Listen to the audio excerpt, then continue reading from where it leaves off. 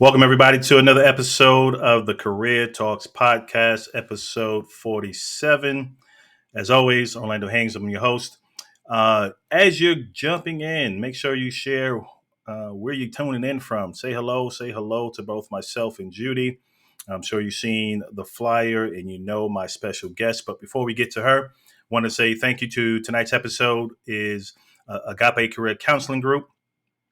What she does, and I say she because it's Deborah Russell, a good friend of mine, and I share that every episode. She's continuing to support the podcast. She does HR and small business consulting as well as career coaching, so definitely check her out. That's agapeccg.com, and you'll see the link after the show tonight. And also, tonight is sponsored by this little planner here. Career Accelerator Planner is something my partner, Karen Turner, and myself, that's Karen with two E's, we are launching a Career Accelerator Planner this week. So super excited about that. That's for folks in the corporate professional who's looking to track their projects, performance, their contributions and value all in one spot. So when it's time for those, those performance reviews, etc., you have it all centralized in one book. So definitely look for that this week. We're going to go live with pre-orders. So that's going to be super exciting to help you folks in corporate America as well.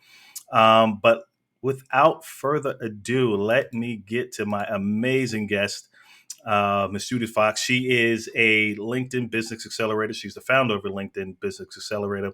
She's been featured on multiple platforms like Yahoo Finance, some of the video content specific in, I would say, conferences like Video Summit, video influencers, which I haven't been to. I didn't even know about this stuff until I followed Judy. So I'm a huge fan. We've been connected for a while. She's an avid speaker of all things LinkedIn and how to explode your brand, your business, accelerate it. Let's bring in Miss Judy Fox. Woo! Hello. I feel like you have the right color. The fox orange, and that goes really right. Blue. So we're on brand already. Sounds good. So what I wanted to do first is share with folks who you are, and then I'll go into that story on how we connect.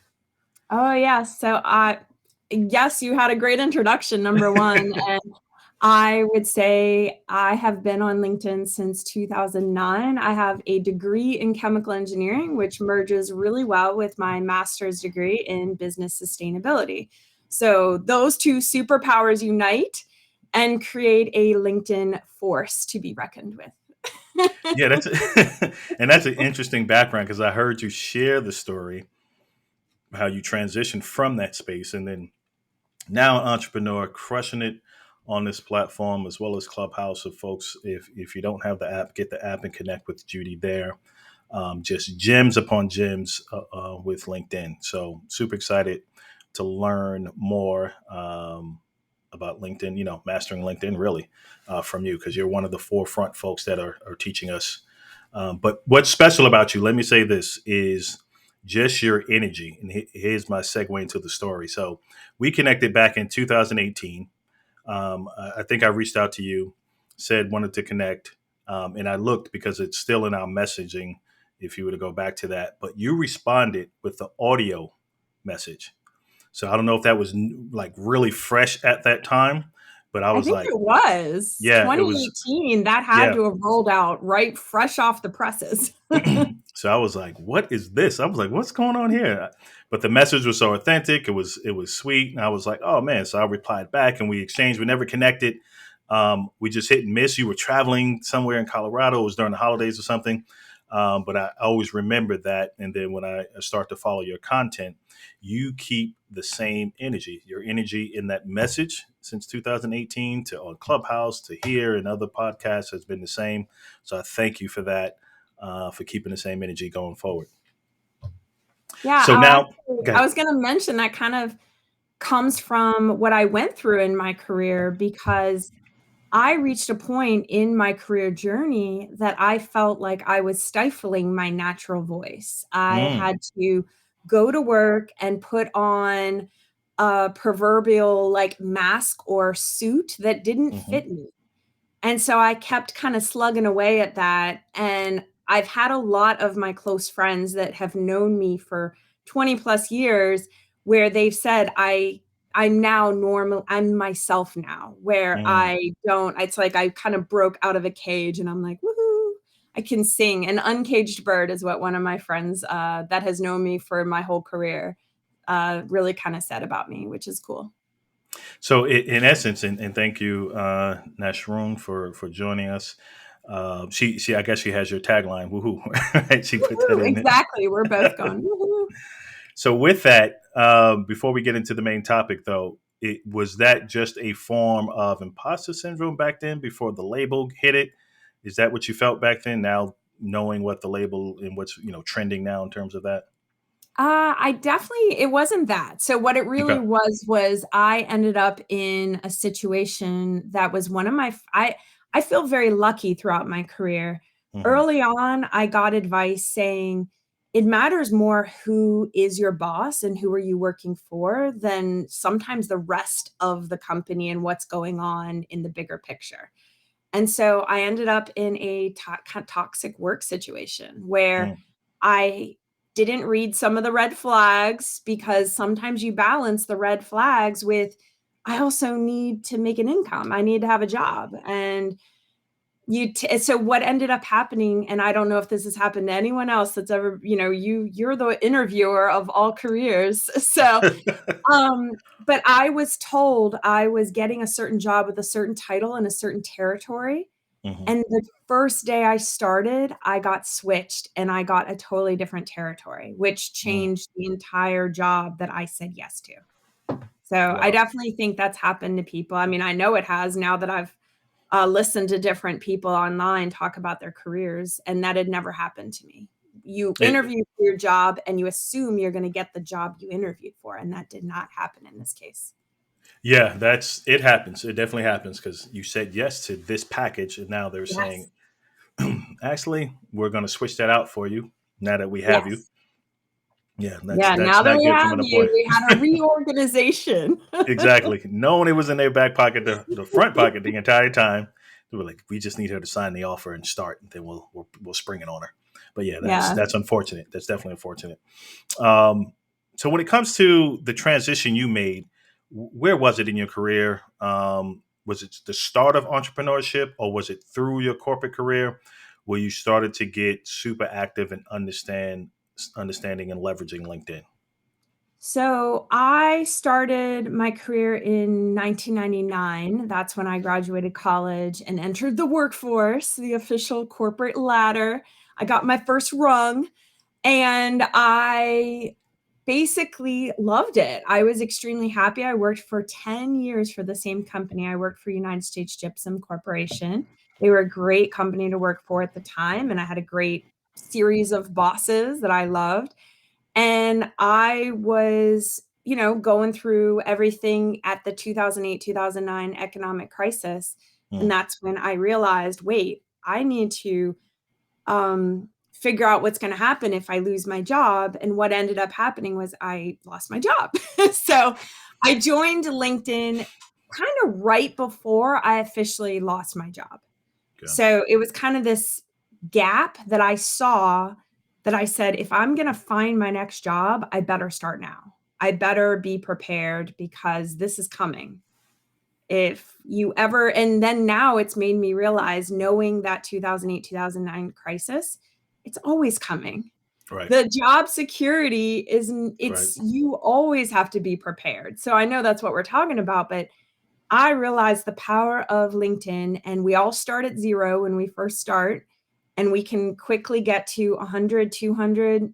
And I remember celebrating my first 300 connections on LinkedIn. Don't ask me why I was excited about 300, but I made a milestone, and I remember reaching that 300 people and saying, I feel really confident that if I needed something, I have connected with people I know that have Hmm. known me throughout my career that I could reach out to and say, "Hey, I need support. I need to figure out what's my next step." And I think that's a really powerful place to just open up the door to conversation, trying to figure out my next step. That's sometimes the easiest. You just need to say that, and that's it. Like, Mm. That's a really good tip. That's a really good tip. So you were at that point then where you were getting on LinkedIn just to utilize the platform, fresh, new. You knew it was for job search, and you were like, okay, something's about to happen. I need to get seen. I would assume, and correct me if I'm wrong, you did not know what it would lead to because it was just more or less this is a digital platform for me to job search and network.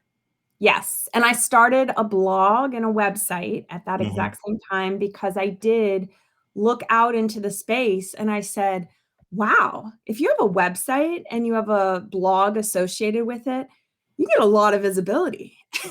Yeah. And so that is my first experience going viral. I had a post, back I think one of my first viral posts was when I decided, hey, I need to get more visibility within the engineering space. Hmm. And I said to myself, what is something that I wish existed? And Mm. that it's really niche, but at that exact time, I needed a one stop shop that I could just go scroll down and get access to all the Freedom of Information Act request sites for every single state. So I could just go click on the state. So what I created was a state map on my own blog that I could click on, and I solved my own problem. I wanted to quickly get to any state, and I needed to submit a Freedom of Information Act request. It's a very niche conversation, Hmm. but I ended up getting so many hits and so many job opportunities, and everything that happened because of that launched my ability to see how content and creating the things that you wish you had actually solves the problems that other people need too. Got it. So when was that time throughout that process where you started to learn the power of LinkedIn and it shifted for you? I would say somewhere around 2010 to Mm. 2012 because I that's right when I got a job without ever applying for a job. Okay. I've never applied for another job since that time. Every opportunity, every corporate opportunity, every contract has all been because of networking and LinkedIn. And I've Wow. never had to go through all that, the worries of filling in all these applications and not hearing back, and I was always obsessed with, "I'm gonna talk to real people, and I'm gonna get access to what is considered the hidden job market," where people are talking about opportunities and jobs before they're actually even posted sometimes. Hmm. Awesome. Appreciate you, Enrique. I think there's a statement from Nashroon, and I thought of it real quick. I was laid off 2018, had 28 years in corporate world, 7 jobs. This was the turning point for me to become an entrepreneur. Great segue. Thank you for that. Yeah. So again, with that, at some point, something was clicking. Right. There's one thing where you learn LinkedIn and leverage it. Right. There's another where you start to teach and kind of make LinkedIn your business, Yeah, leveraging the it platform. definitely I was gonna say, so between that kind of 2010, 2012 timeframe, I Hmm. started realizing how I could leverage it for the corporate positions I was gaining access to, and many jobs I was getting from that moment forward were what we call the seller doer role. Mm. So I was basically put in positions of business development and sales, and then, of course, being listed as the doer, like, hey, I'm going to be on this project either as project manager or part of completing the projects we would sell. So, because I got that experience during that period of time, and I used LinkedIn to do it. So, that's when I networked to contracts. Like, I got contracts at Tesla. I got contracts with Kraft, and all of those networking opportunities and contracts came because of LinkedIn. At that time, I started my own engineering consulting firm. So I definitely became an entrepreneur, but not the route of just going straight to a LinkedIn, coach or LinkedIn business accelerator, which is why Right. I call what I do, because I had to live and breathe that seller doer role, which actually got me access to understand a lot about why sales and business happens on LinkedIn. Okay, so it connected dots for me. So with you making that transition to entrepreneurship with your engineering, it forced you to learn the platform more because you were seeing early success from it. Yes, and I was Got it. closing business for the corporations I was working for and connecting all the, connecting all the dots for how you go from, "Hey, I'm an individual contributor at a company," but we forget how much people to people, we just make business happen Mhm. within these organizations. So, yes, knowing one person at an organization can open up the door to the procurement department or the people who need to see the request for proposal. So I'm reading the next one. All of my employment post service has been through LinkedIn. Yep. So So it's people make people happen. right, It's like we were just talking at the beginning, we connected person to person and now we're talking live, but right, opportunities come because we continue the conversation and don't expect it to turn into something like 1 minute later. exactly. So if we were to fast forward a bit, and you can jump back at any point to learn some of the mastery part of it, right? Because you share a wealth of information and nuggets that will help both business and corporate professionals really understand the behind the scenes of LinkedIn and how to use it for their brand. Where was that epiphany? Because you do both, right? You saw the part early on where it helped your career in corporate America, then saw a need for the business because you started a business. But now you share tips and tools and techniques on all the new features that are coming out. So, what are some latest? These are for the folks who are a little more advanced now. If you're brand new, this may go over your head a little bit. But if you've been on LinkedIn a while and you're building up the platform, what are some unique things that you've noticed that really worked, and then strategies behind that to build your brand on LinkedIn? I would say the first thing is, and I kind of want to mention before we go Yeah, past the career part, is that my career path was not I make it sound a little more like a straight line than it really is. it's So, never a straight line. no, it's not a straight line. So there's what I consider the normal resume would have gaps, right? I had gaps. So 2008, 2009, I had a whole year gap of I lost my job, and it took me about a year later to have another job again. I Hmm. considered it my job to be LinkedIn. So I think it's Mm, definitely the mindset that I came into LinkedIn with I created literally in that moment that I lost my job, I was like, well, then I'm creating Judy Fox Consulting. That's it, done. And I built a company page and I was off to the races because I think what we forget, and I was obsessed with there's never going to be another gap in my resume because business can always happen. You don't have to right. have a corporation to prove that you have the knowledge and everything you have contained within you. So I started my blog, Hmm. started my website, started a LinkedIn company page. To this day, it's my LinkedIn company page is still called Judy Fox. Judy Fox. Love that. Love that. So I just want to encourage everybody. My career path was not a straight line. I just kind of forced it to be it's always Judy Fox time. Like it's always company time. There's no Same gap. energy. But I like what you said there because that was pretty profound.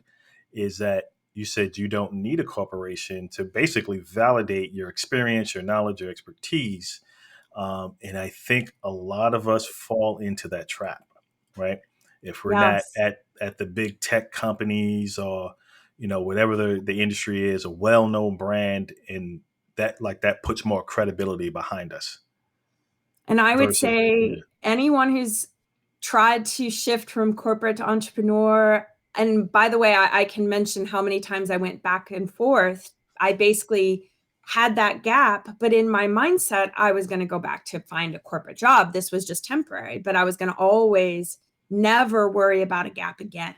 And I think that mindset was the critical thing that has me on this. I'm going to be an entrepreneur is in my mindset now forever. Right. Like that's the mindset because even if I go back to a corporate job, I still have I still have kind of this is still the business of Judy Fox. I just Mhm. happen to be currently contracted with a full-time company. But I think Love it. that's Yep. just the mindset we've changed, where we don't see the same security that maybe our parents or grandparents had. So I think that mindset kind of has to be the way it is, especially as you build your personal brand. And I think Mhm. everyone should have a personal brand. So Absolutely. How much would you say LinkedIn played a part in that? Is it, would you say 100% and 95%? I definitely think realizing that to me, LinkedIn is the online golf course, Mm. and realizing that I kept saying, how do I get access to the the conversations behind the scenes? And sometimes those happen on the golf course, the proverbial golf course. Like, I always heard throughout my career, I needed to learn some sport, or I needed to go out for drinks, or I needed to have this, like, what we consider maybe casual side of business to be able Mhm. to be a part of the unspoken deals that go down. I don't know, but um I realized I had access to that by just being active on LinkedIn. So I Mm. would say, I don't know, part of me is like 95%, because I didn't have access to being out on the actual physical golf course or to go out for drinks, because I became a single parent pretty young Mhm. when my kid was about 2 years old. And I needed to make business happen the way that I could make it happen. I knew I wasn't gonna be able to go network in person. So if I could focus all my activity to networking online, it's gonna make the most of it. I like the transition you made. Is it was from, not the traditional good old boys networking, style, like you said, have to go out for drinks, have to go out to this event, have to go out to golfing. You made it work on LinkedIn behind the closed doors, basically in those niche pockets, and building yourself up in your brand, which is phenomenal. So for folks that are watching or catch the replay and are still kind of hesitant on LinkedIn, and you know better than probably me for sure. There are a ton of people that are still hesitant to utilize this platform. They're kind of stuck and like, I don't know, or I'm just getting on. Share with them the value, like from a personal growth, the types of wins that can happen when you start to put yourself out there on this platform. I think the biggest thing that I would say is realizing that you don't know where you're gonna be 5 to 10 years from now. Mhm. And those possibilities only exist when you can look back to see how all the dots got connected. I think that's like a quote by Steve Jobs, who says, like, you can't know where all the dots are going to connect. So you just have to continuously connect dots. And without, Mhm. it's high intention, low expectations, because you can never expect where something's going to go. And I Right. wish I had a crystal ball and I could tell you, I could shake it right now and be like, where will Orlando be in 5 years in his podcast? And we could see the future. But you have no idea. I mean, you could be bigger on Spotify and be sponsored. And I mean, I don't know if you even like Spotify. I'm just throwing something Yeah, out I'm there. on there. Yep, I love Okay, that got goal. it. Oh, I see the Spotify link right there. Okay, shoo, I picked a good one. Yep. But you don't know what you don't know in the future. Right. And from this moment forward, you could connect with somebody tomorrow, and that person in 5 years could be that moment that you look back on and you're like, I met that person when I was on a live stream with Judy. And just kidding. But that's the power of LinkedIn and being online. And the reason I pick LinkedIn specifically is Mhm. because I think the energy on LinkedIn expects to be on there for years. I don't feel that way with when you're on Instagram or when you're Right. on some of the other channels. I don't feel this longevity. And I think LinkedIn needs to use my new tagline, LinkedIn, we're here for your whole career. So Oh, I know, is that you better say trademark something? that before it gets I registered. know, let's do it. Orlando and I are taking it on the road. Exactly. Um, but I definitely think it makes sense. If you think about it, I follow some really big names, and I don't care if they take a 5-year gap from posting or being active. They come back on, I know who they are. Like, our mindset is longevity because we're going through a career together. So Orlando, we're in it for life. LinkedIn, we're here for your whole career. I love that. That's good.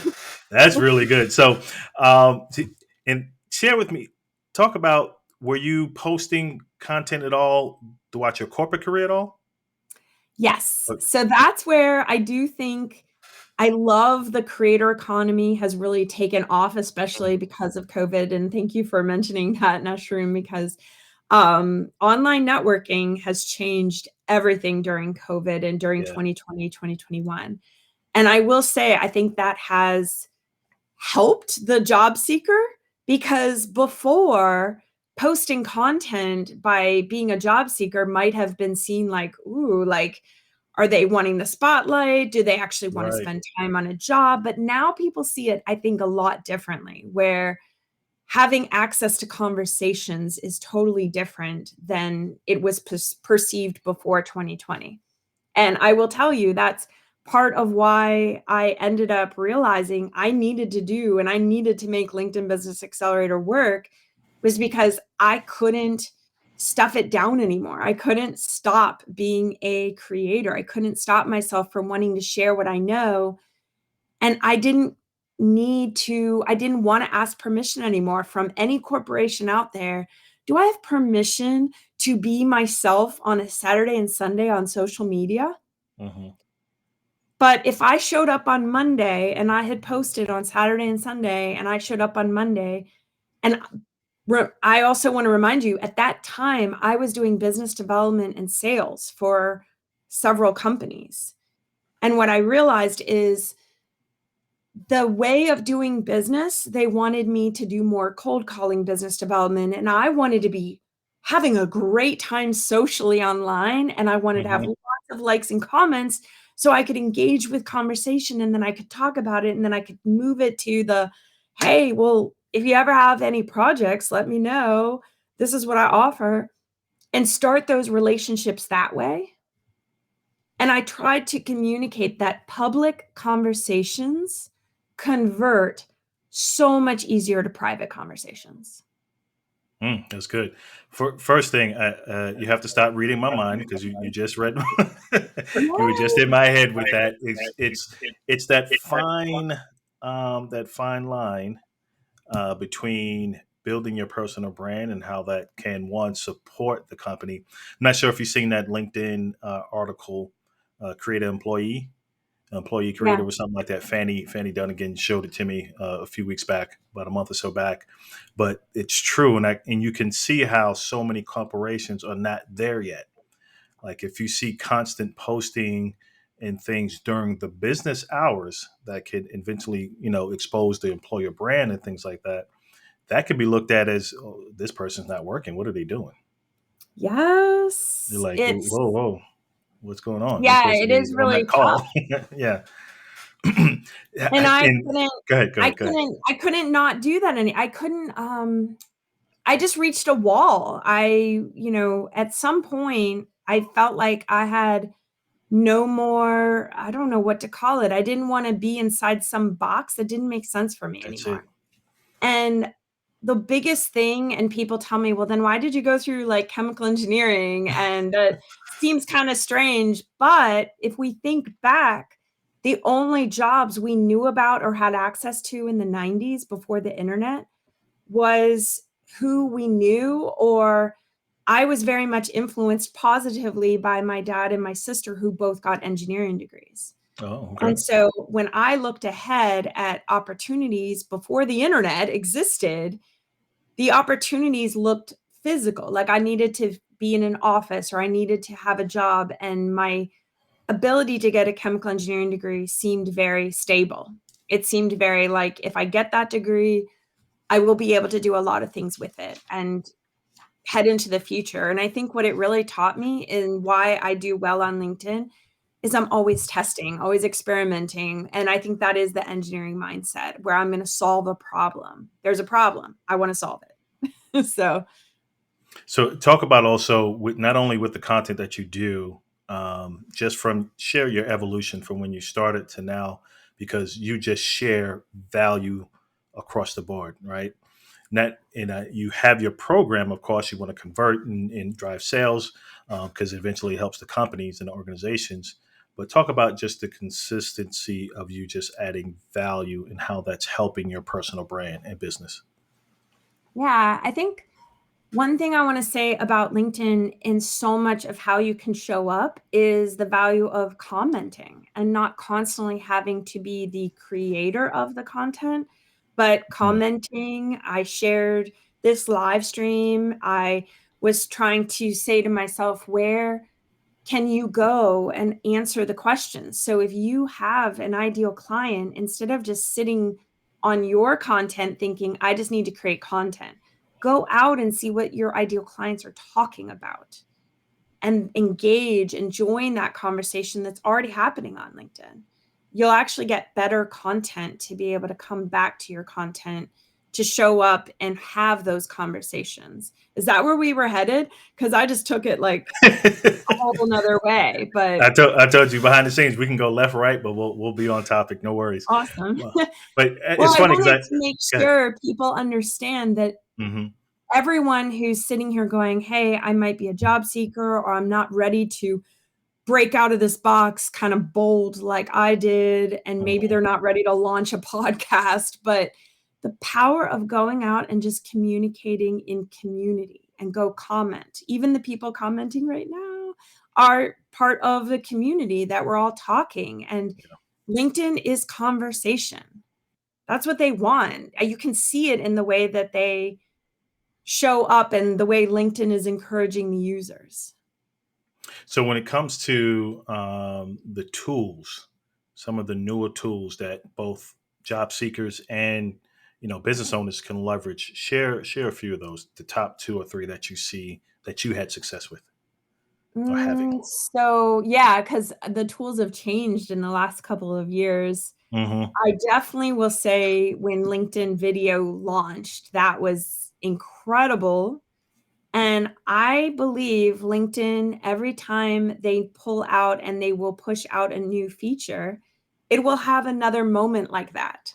So I want to encourage anyone that's like, wait, so in about when we connected, Orlando, 2017, 2018, LinkedIn Video was hot. Hmm. It still is, but it's different.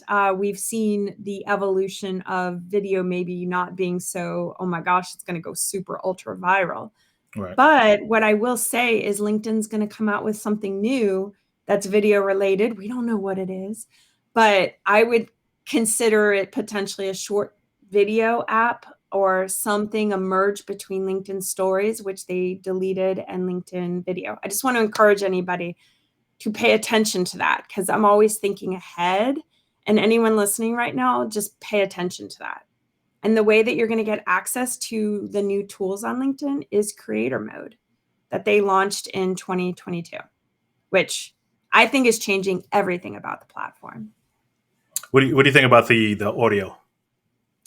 Oh, the LinkedIn audio rooms. I Hmm. definitely love it. I think it needs to roll out for everyone to actually love it and understand it and use it.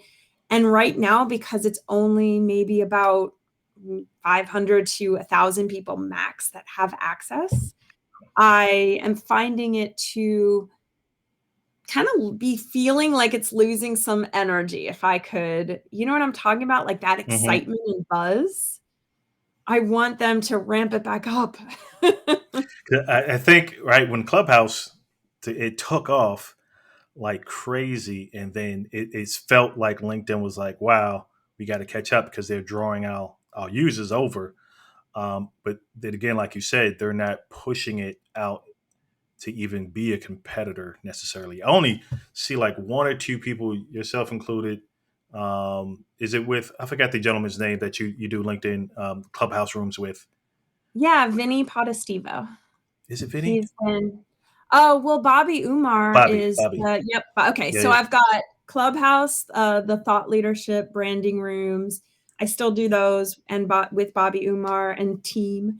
And I have Vinny Potestivo and myself do a weekly LinkedIn audio room.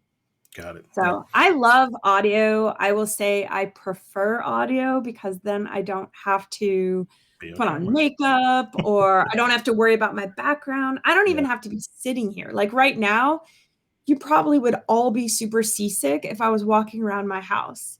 But when I'm doing LinkedIn audio or podcast, I can just walk around with my phone and be multitasking and do a million things, and you would never know because I could be on mute when it's your turn talking.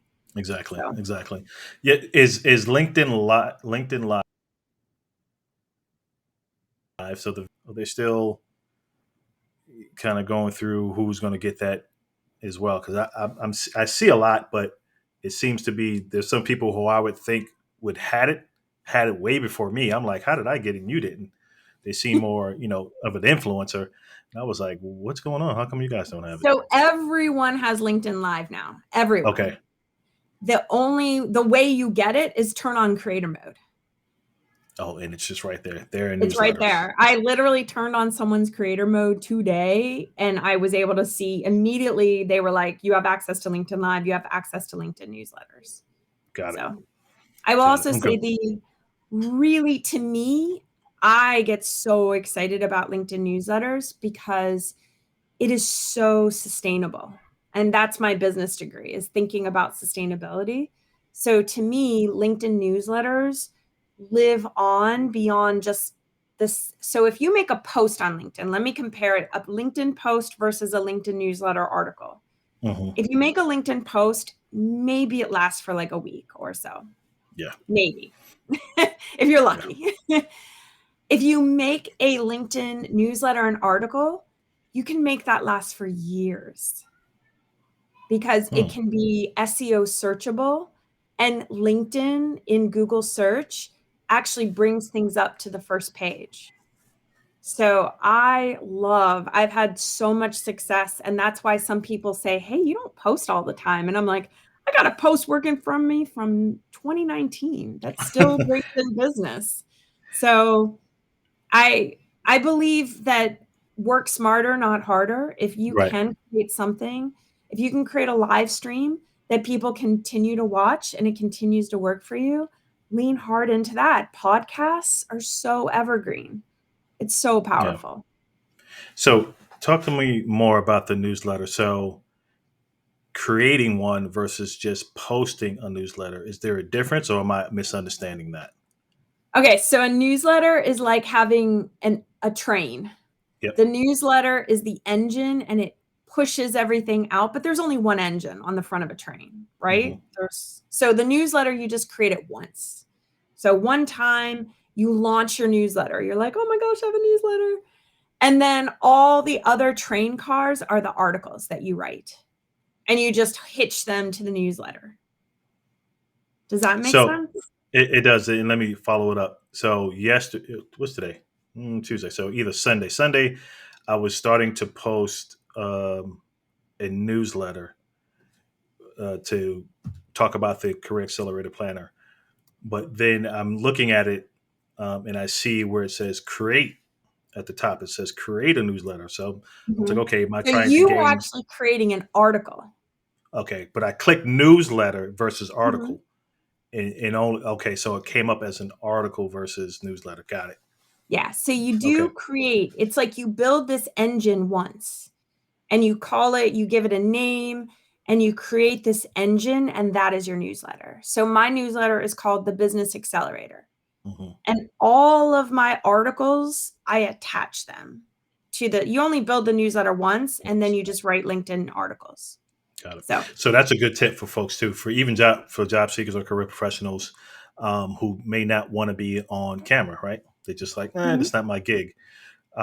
Share with them that process, and because sometimes, right, we can all get stuck. Like, what am I going to write about? Like, how consistent can I be? Like, how many topics can I unpack? What's the best methodology that worked for you to where you were like, okay, here's my content plan to start this newsletter and be consistent with it? to gain visibility? So I would say the power of knowing what so when I told you to go out and see what the community is talking about, Hmm. go take one of those topics and kind of blow it up. Like put a microscope on it and say something like, um, how to XYZ, or 5 ways to do something. Like if you're thinking 5 ways to launch a podcast, I'm trying to come up with topics and I don't know Yeah. what somebody wants to talk about, but um, basically you have the ability to maybe post once a month, and it's really sustainable at that level. And you don't have to write these huge, big, readable pieces. I Hmm. would say you could even take a post that you might have made a post about it and just turn it into something that lives on. It's just like writing a blog. Or the cool part about it is that you can embed things. You can put pictures in there. You can tell a story. I put GIFs in mine. Um, when you can tell a story different than how you can tell a story in a post. And like I mentioned, a post on LinkedIn, maybe you come across these text only posts and they'll say something, they'll be really powerful, right? You'll be like, oh, that was really good. Except for that only lives in the news feed for, like I said, about a week. Hmm. Whereas you could turn that into a newsletter piece, article that lives on under your newsletter, and it will create content for years. It can generate comments, it can bring in clients, it can get visibility through Google search, because Google search shows you LinkedIn newsletters and articles. I'm going to shout out Andy Crestodino. I have to make sure I get his name pronunciation. He has a newsletter called um, see, I need to like literally get this right. Search it. Andy Google search it. Crestodina. He is the chief marketing officer and co-founder of Orbit Media Studios. And he has his newsletter, which is shout out to his newsletter, Digital Marketing Tips. Goodness gracious. So the power is Andy has about 30,000 followers, Hmm. but his newsletter, because it's being pushed out beyond him, guess how many subscribers it has? He has 30,000 followers on LinkedIn, but guess how many subscribers to his LinkedIn newsletter has? You want 10x to that. guess? 300,000. Well, that's really high. That's good, but he has 130,000. Oh, well, still, wow. He's still, Can you imagine? that's Like, crazy. the newsletter goes beyond you. Like, what Mm. platform gets you more visibility than your actual following does? So, That's you just made a major shift in my mindset and how I'm gonna go forward. Because like you said, that in with the changes in the algorithm as well, you see that it's that 1 hour spurt where you can get the most views. And I still look at some folks that, who have bigger followings, and I'm like, wow, that was a good comment or post, and that's all the views they got. I'm like, LinkedIn is crushing us. I'm like, don't what are they doing? But the newsletter piece, I love that. I love that. So I've never even dove into that, but I'm definitely going for it. You'll see that. I'm going to field you a question here from Nashroom. She goes, "Where do I create a newsletter?" I'll let you answer well, that. when you only have to create it once. That's the good news. It's like build the engine once. And the way that you go is literally click write an article. So just like Orlando was saying, he went to write an article, you went to do a long form piece of content, right? And it must have had a thing that said create a newsletter at the top. Is that what you said, Orlando? Yes, yes. I was going to do a So live display, but for the sake of time. But yeah, it's it right, was right, right on your I'm just homepage. kidding. Yeah, yeah. Right. Sorry, um, Nashroom. But yeah, it's so easy, super easy. it's really actually a lot easier than people think. It's just a matter of doing it. And I would say the biggest amount of time people spend time on is they go, what should I name my newsletter? Hmm. um, Yep, I and was thinking that's that. same thing with all of us. And that's why I will tell you clarity over clever. If you just create, just like digital marketing tips, Mm-hmm. That's why it has over 130,000 followers, because I can say to myself, yeah, I want to sign up for digital marketing tips. So you may, I'm just going to spitball a newsletter name for Mm-hmm. Orlando, but like career, uh, I career would call it talk. this Career Accelerator Oh, Planner. that's perfect. Yep. Because you're capturing the knowledge you want to create and pull together. That's why I called mine the Business Accelerator, Mm-hmm. because I didn't want to just only talk about LinkedIn. I thought long about that. And I said, my career path is probably going to, I know so much about sales and business development, and I don't know what book I might write in the future. So I want to talk about accelerating your business because I really love that as an overarching topic. To me, I love LinkedIn, but LinkedIn is another tool on the internet. Yeah. And a lot of the strategies we talk about, everything we talked about today, it exists even if LinkedIn goes away. And Networking with people exists even if mhm. even if the platform disappeared, it Absolutely. will still Absolutely. exist. And I think what's the genius in both the digital marketing tips and the business accelerator newsletter title is that that's a common phrase folks will use, right? They're like, wow, I Mhm. want to learn more about digital marketing. And they'll literally Google digital marketing tips or Yes. how do I accelerate my business? How do I accelerate? And it'll pop up. So the simplicity in the title, I think it helps drive the views. I'm like, yeah, this is something you would typically Google, and you don't get a ton of information because it's pumped out by that source, and it drives folks to the newsletter. Is what you're saying too. So genius, absolute Yeah. genius. One or two more things that I I could see. have done better. I could have done what? Business something tips. Now I need to rethink. You can start another one. You never know. You can. You can have a lot of newsletters, to be honest, Really? because Well, that's a lot every to single maintain. company page you open, you can have a newsletter with that Oh yeah. company page. Okay. Yeah, You I'm could gonna just just. open company pages. I'm But just you got to kidding. maintain that. You got to outsource a ton of that stuff. So something I seen on your page too recently with the link. But before that, I want to ask you that whole hashtag. You give away tons of value on hashtags. Now we know how that works, or at least I understand how it works on the post. Does the hashtags give benefit to the newsletters?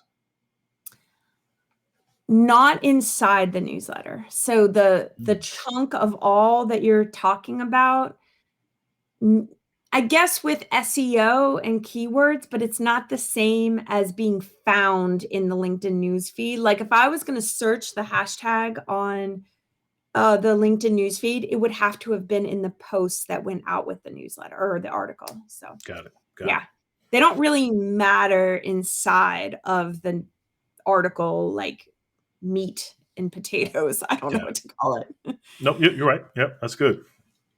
And then there was Yeah. something else that you shared. It was on your profile, and it might be along the lines, but you embedded a link. How Yeah, did you because do you that? you have this being going out on Spotify, right? Mm-hmm. Mm-hmm. So you can actually take that link, that Spotify link to this episode, and we can have a post, or I keep interchanging my words. We can have a newsletter article go out with the Spotify podcast embedded in there. What that means is nobody has to leave LinkedIn to go listen to this replay. They can literally either click right there and the Spotify player will play like a player right there inside of LinkedIn. So that link in your profile is that you're saying? Oh, drop the link. I know you can embed a video in the newsletter, but that link in your profile at the top, Oh, I you was have going to say you can embed the Spotify that link link. and it gives you a Spotify player inside of your article, your Gotcha. newsletter article. Yeah. So when you say to yourself, I want my podcast to live on, Yeah. podcast is going to live on because you get great Google search with Spotify and Apple Podcasts and YouTube. You get one more with LinkedIn. And Mm. LinkedIn is now launching their LinkedIn podcast network. So they've Mm-hmm. partnered. with Spotify to be able to natively play the podcast episode inside of LinkedIn. It doesn't open up a Spotify player. Like if I want to play it on my cell phone, it'll play inside LinkedIn, not Nice. open up Spotify. Does that make sense now? It does. Yeah. That's wow. It's pretty cool because then LinkedIn's like, hey, you can stay here on LinkedIn and listen to this episode. They're smart. Yeah, that is Yeah. really cool. Yeah. And I will tell you, when you go back to hashtags, I made a post about all the ways you can get visibility on your podcast on LinkedIn. And a LinkedIn employee commented and tagged a lot of the podcast networks. And I was like, they're watching and they're checking out the hashtags. And I got visibility because of using hashtag LinkedIn podcast. And they showed up. And I was like, Yeah. wow, it Yeah. works. I wonder if they did the same process because I was in a few rooms where LinkedIn guys were in the clubhouse, understanding the audio feature, and then all of a Yeah. sudden LinkedIn Audio launched. Yeah. Interesting. Interesting. So I want to be mindful of your time. Definitely, time has flown by very, very quickly. What's one more tip that you or tool that's coming or tip that we can use as job seekers, business owners that'll really drive traction and help us build our brand? I would say maybe it's not a tip, but just advice to Hmm. simplify the overwhelm because LinkedIn can be pretty overwhelming. Spend more time thinking about what's considered above the fold. So, all the parts of LinkedIn, sure, you could do your whole profile, but think about just what happens when someone lands on you in that first 5 to 10 seconds. Just like you think of your resume, that first 5 to 10 seconds counts. What does it look like? How does it just think like that? Don't go past the scroll. Don't worry about all the details down below, but try to say to yourself, if someone landed on this, would they be willing to connect with me just from a glance? And kind of come from that. If you could only spend maybe 30 minutes and you were like, what do I do on LinkedIn? Just kind of try to view yourself from the outside in and what would happen if they landed in that 5 to 10 seconds. Are you clear with your headline? Does your profile picture look friendly or connectable? Don't wear sunglasses. We can't see your eyes and we're like, I don't know what that person's up to. Um, so Get I some know fox maybe that's ears. too simple, but Mhm. I really want to reduce the overwhelm because That's good. LinkedIn's making it more complex, which is exciting. But with that complexity of all the tools they're giving you comes potential overwhelm. So Love maybe it. get a friend to click on your profile and give you like a high level 10-second timer. Go. Like, Right. what did you see? What did you think? Would you connect with me? Be brutal. Do you still do LinkedIn profile reviews on Clubhouse? Yes, I don't do them as often. I think I did Right. a lot at the beginning of Yeah. Clubhouse because Clubhouse was popping. I probably do one maybe every 3, maybe every quarter. So, Got it. Got it. I'm seeing that Nashroon is saying having a banner and say who you are. Yes, definitely. It's first impressions count on Yeah. LinkedIn, on any platform. And people get overwhelmed. Like they'll go on Instagram, they'll be like, the grid, the hashtags, the newsletter. None of that matters if you don't have that kind of first impression. Right. So just give us a good first impression That and works. you'll be good to go. That I don't works. know. Was that a good strategy or tip? There's No, so yeah, many it things does. you can It do on does. I think, LinkedIn. huh? There's so many things you could do on LinkedIn and take There advantage is. of. There is, and I was trying to get questions, which you've answered all of them, based on the audience and where they're at in their process. Right? They could be newbies, mid range that are just there. Because one of the things I always talk about, or starting to talk about more, is that there's a difference between having a presence and a profile on LinkedIn. I think there's a lot of us who just have profiles, but we don't have a presence, so we're not leveraging. Like people have to understand, well, whether you choose to use it or not, everything could be going great for you. You don't need the platform. But if you're someone who's trying to get to the next level, with this being such a global platform, I think we may be thinking it's too small when it comes to LinkedIn. But with this being a global platform, the opportunities are endless if we just learn it and leverage it. But like you said, simplify the overwhelm. That's huge.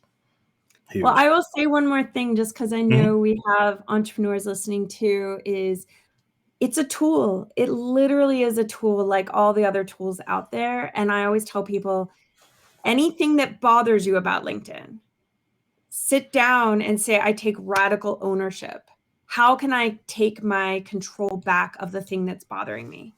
So anytime I come across these complaining posts or saying, this bugs me about LinkedIn, I always ask myself, okay, let it bug you for a second. And how can you solve that problem for yourself? How can you take back the ownership of that happening to you or letting it happen to you? Awesome. So for the business owners, share with them what you do in your business accelerator, your LinkedIn accelerator program. Some of the tips. Yeah. So I focus on 4 pillars of LinkedIn that I think create a sustainable system, a sustainable platform that doesn't make you, have to go out and live in that hustle world of having to worry about where's your next connection, where's your next, like trying to constantly hustle for that. I don't know what to call it, burnout. It's like hustling straight to burnout. So I'm here to avoid that.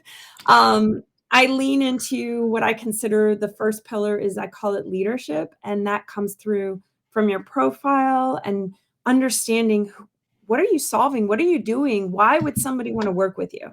And a lot of that comes through because of your leadership and how you're approaching what you work on and what you offer to the world.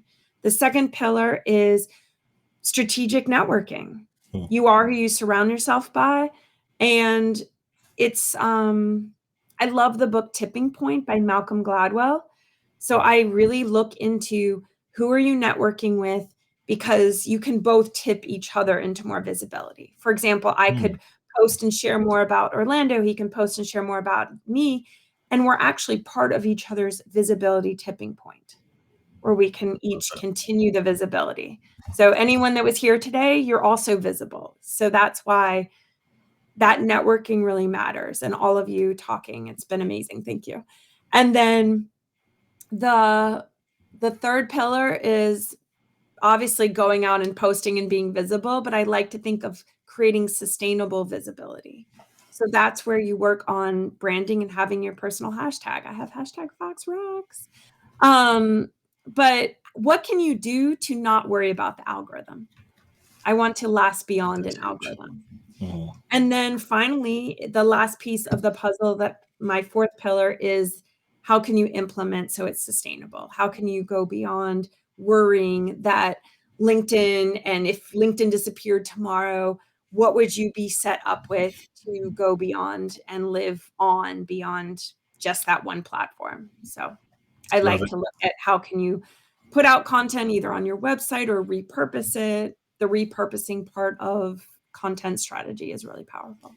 So Love it. Love it. Love it. Thank you so much, Judy. We're literally at the tip of the hour. there you go. I appreciate you so much for your advice, for just your connection, the value you bring week after week on all platforms, but mainly LinkedIn where I sit. So Thank I you. look forward to learning more from you. I Like still have to folks, put on my fox ears. exactly. Like when I say follow Judy, you have to follow her. Like tips are coming left and right. I'm like, when did that happen? When did that happen? And hit the bell, hit the notification bell, right? That's new. Yes, Hit that that bell so is you'll new. see anytime she produces something content wise, it hits your inbox and you can jump on it and learn. Like it's all value. It's all value. And again, Thank her you. energy is the same. Same fun energy across the board. Every platform. Love it. Love it. Love it. Any last words? What's your, and I always ask this at the end now, what's your personal either mantra or what's that thing that gets you up every day and going? Mm, uh, I have a sign in my bathroom that says my life loves me. Mm, So I know that during some really tough times, I could tell myself in the mirror, my life loves me. Like, kind of like that energy of life is great, like love life, but it felt different to say my life loves me. Does that sound funny? I don't know. No. I resonated with it. And I made a really sparkly big sign for my bathroom and framed it. And I have a sign I read every day that says, my life loves me. Well, can't close it out no better than that. Miss I Judy Fox, love thank you art. so much again. That was amazing. I'm going to close this out with a 1 minute video. And behind the scenes, just thank you one more time. I appreciate you. The heart.